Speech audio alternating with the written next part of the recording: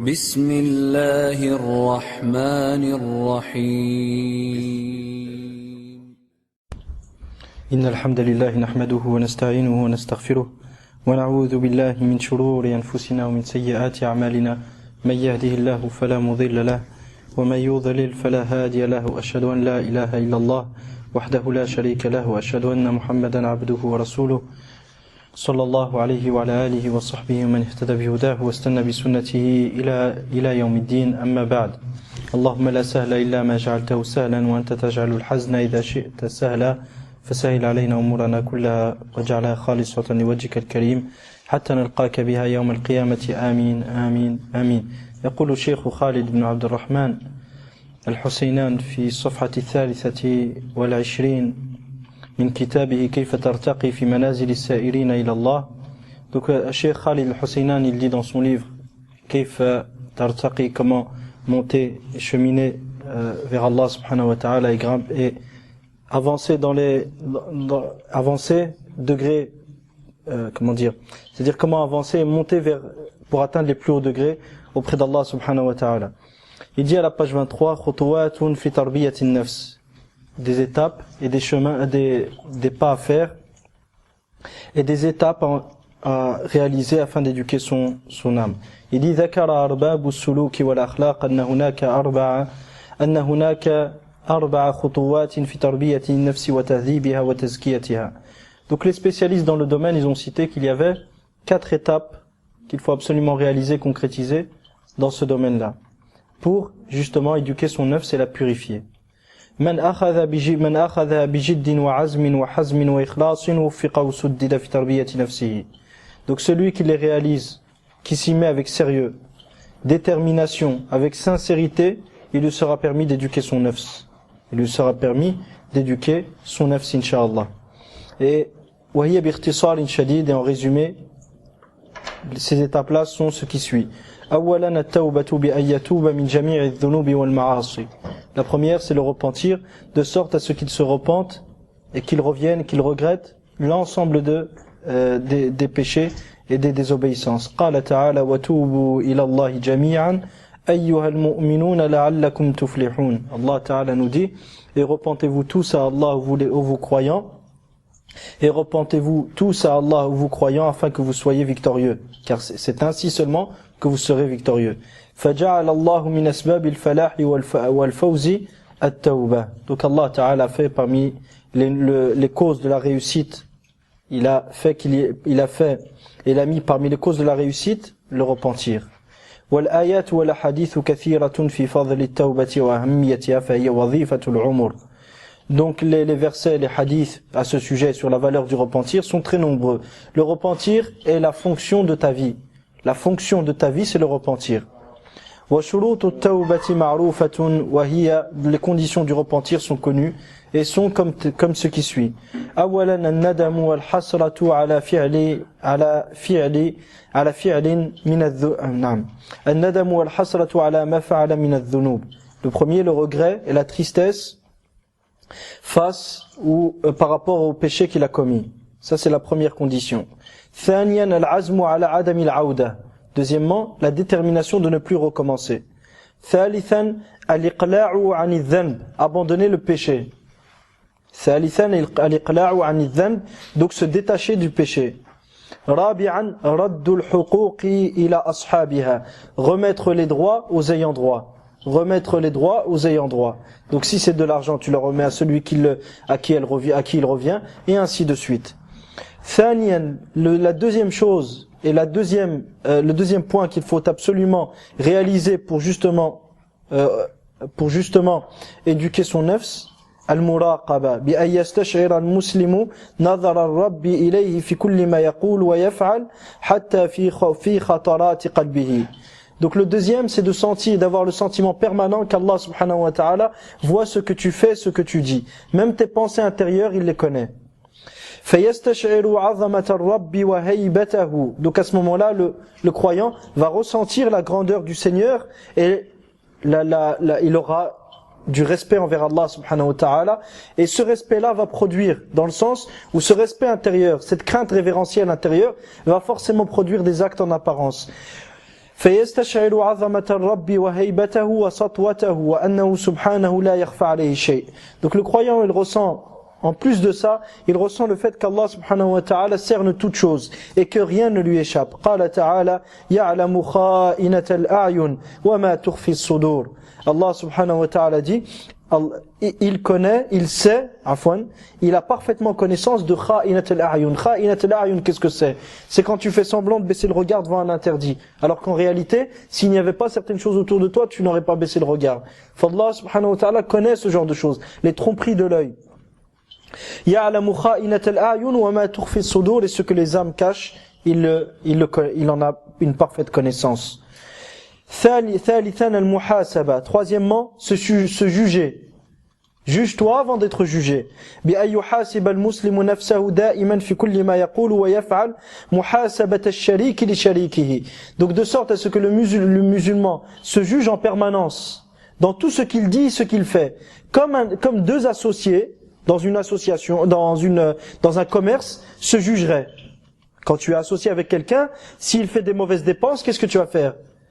Tu vas être intransigeant vis-à-vis de lui. Parce que cet argent-là, c'est votre argent à tous les deux. D'accord? Donc le musulman, il va juger son nafs pareillement. Et il va être intransigeant vis-à-vis de sa propre personne. قال تعالى يا أيها الذين آمنوا اتقوا الله ولتنظر نفس يا أيها الذين آمنوا اتقوا الله ولتنظر نفس ما قدمت لغد واتقوا الله إن الله خبير بما تعملون إن الله خبير بما تعملون. Allah Ta'ala nous dit, vous qui avez cru, préservez-vous du châtiment d'Allah et que chaque âme voie et médite sur ce qu'elle a fait. Ma qaddamat lirad, ce qu'elle a fait, ce qu'elle a préparé pour le lendemain, c'est-à-dire ce qu'elle a préparé pour le jour dernier. Et préservez-vous du châtiment d'Allah, certes Allah est parfaitement connaisseur et il est parfaitement informé de ce que vous faites. قال عمر بن الخطاب رضي الله عنه حاسبوا أنفسكم قبل أن تحاسبوا. Omar ibn Khattab رضي الله عنه disait, jugez-vous avant d'être jugés. وزنوا أعمالكم قبل أن توزنوا. Et jugez vos actions, pesez vos actions, regardez la réelle valeur de vos actions avant qu'elles ne soient pesées pour vous. وَتَهَيَّأُوا لِلْعَرَضِ الْأَكْبَرِ. Et préparez-vous au jour de la grande présentation devant Allah subhanahu wa ta'ala. حَاسِبْ نَفْسَكَ فِي خَلْوَتِكَ. Juge-toi lorsque tu es seul. قال ابن الجوزي رحمه الله أيها العبد حاسب نفسك في خلوتك. Ibn al-Jawzi rahimahullah dit, ô toi serviteur, juge-toi lorsque tu es tout seul. وَتَفَكَّرْ فِي انْقِرَاضِ مُدَّتِكَ. Et médite sur le temps que tu as passé et le temps qui est passé. Et qu'est-ce que tu as fait pendant ce temps-là? وَعْمَلْ فِي زَمَانِ فَرَاغِكَ لِوَقْتِ شِدَّتِكَ. Et agis lorsque tu as du temps devant toi. Et lorsque tu n'es pas en difficulté, agis car dans les moments difficiles, tu n'auras pas le temps d'agir. وَتَدَبَّرْ قَبْلَ الْفِعْلِ مَا يَلِي فِي صَحِيفَتِكَ. Et avant d'agir, réfléchis à ce qui va être écrit sur ce qui va être écrit sur la feuille sur laquelle est écrit ton destin. La chose sur laquelle sera écrit ton destin, réfléchis avant de faire une action sur ce qui va être écrit là-dessus. D'accord?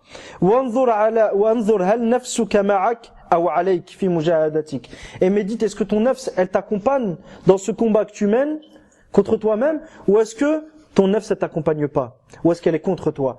لَقَدْ سَعِدَ مَنْ حَاسَبَهَا. Certes, il sera victorieux celui qui a jugé son nafs. وَفَازَ وَاللَّهِ مَنْ حَارَبَهَا. Et celui qui la combat par Allah, il sera victorieux. وَقَامَ بِاسْتِفَاءِ الْحُقُوقِ مِنْهَا وَطَالَبَهَا. Et de même celui qui demande les droits, c'est-à-dire qui pousse son nafs à s'acquitter des droits que les gens ont sur elle, des droits que toi tu as sur elle, des droits qu'Allah subhanahu wa ta'ala avant toi a sur elle, des droits que le prophète sallallahu alayhi wa sallam a sur elle, des droits que les musulmans ils ont sur elle. Celui qui se concentre sur ce point-là et s'efforce de pousser son âme à faire et à s'acquitter de ses droits, celui-ci sera victorieux.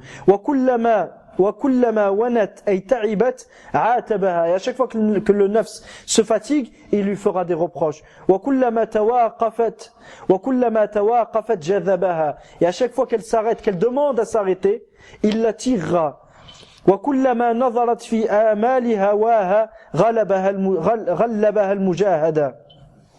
Et à chaque fois qu'elle pensera et qu'elle se mettra à réfléchir et à penser aux désirs qu'elle souhaite, les désirs qui s'accordent avec ses passions, à ce moment-là, il prendra le dessus sur son nafs en la combattant. فلا بد لمن أراد يهذب نفسه أن يجاهدها حتى تتعود على ما لم تكن تتعود عليه من الطاعات والعبادات وترك المعاصي. Donc celui qui souhaite éduquer son nafs, il doit la combattre et l'habituer aux choses auxquelles elle n'était pas habituée dans le passé, comme les formes d'actes d'obéissance à Allah subhanahu wa ta'ala et l'abandon des actes de désobéissance. Donc le nafs, elle n'est pas habituée, mais à force de la combattre, elle va s'y habituer. Ça va devenir un comportement naturel chez toi. Mais dans les premiers jours, c'est très très difficile. قال تعالى والذين جاهدوا فينا لنهدينهم سبلنا. Et Allah s'est juré de guider sur sa voie ou sur ses voies ceux qui combattent pour lui. Celui qui combat son nafs pour Allah subhanahu wa ta'ala, Allah forcément va lui accorder la vérité.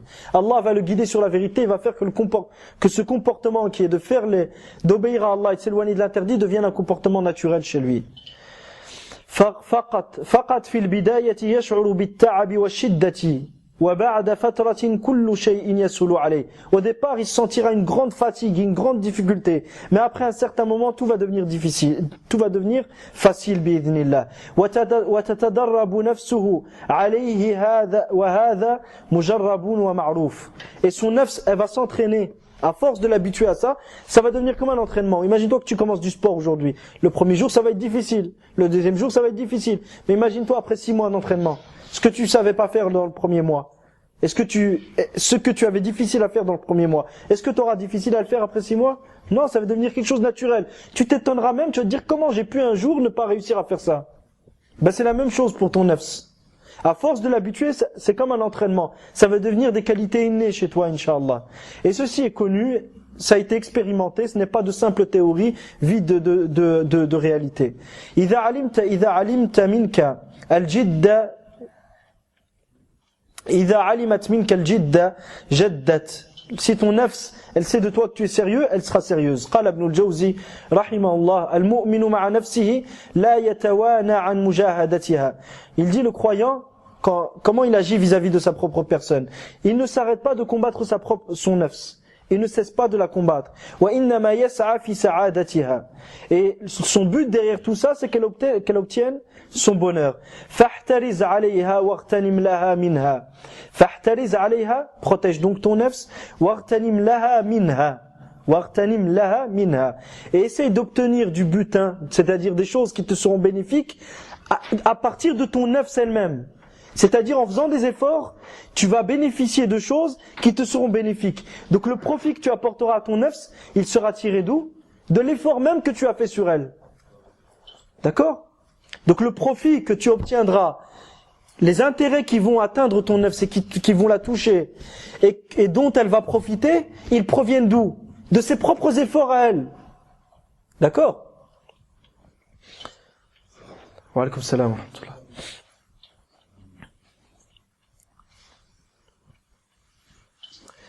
فإنها إن علمت منك الجد جدت. Si elle sait que tu es sérieux, ton nafs, elle sera sérieuse. وإن رأتك مائلا عنها صدت. Et si elle voit que tu te détournes d'elle, c'est-à-dire que tu t'en occupes pas et que tu ne l'éduques pas, elle aussi elle va se détourner. Et à ce moment-là, tu auras très difficile à la contrôler. يذكر علماء النفس والتربية أن من أراد يتعود على شيء فيستمر في فعله 21 يوما أو 21 يوما ثم بعد هذه الفترة يصبح الأمر أسهل مما يتصور سواء كان ذلك في فعل الطاعات أو ترك بعض المعاصي.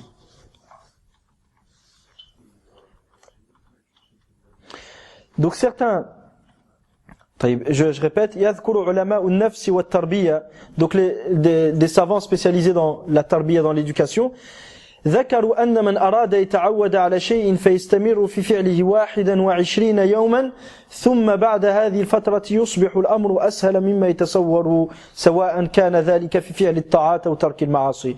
Donc les savants spécialisés dans l'éducation, ils ont insisté sur un point. Ils ont dit celui qui souhaite s'habituer à une chose, qu'il le fasse pendant 21 jours.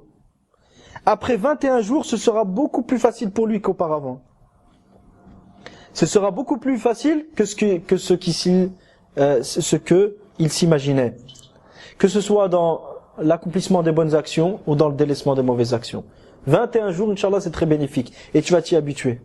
وصلى الله وسلم وبارك على نبينا محمد وعلى آله وصحبه أجمعين والحمد لله رب العالمين.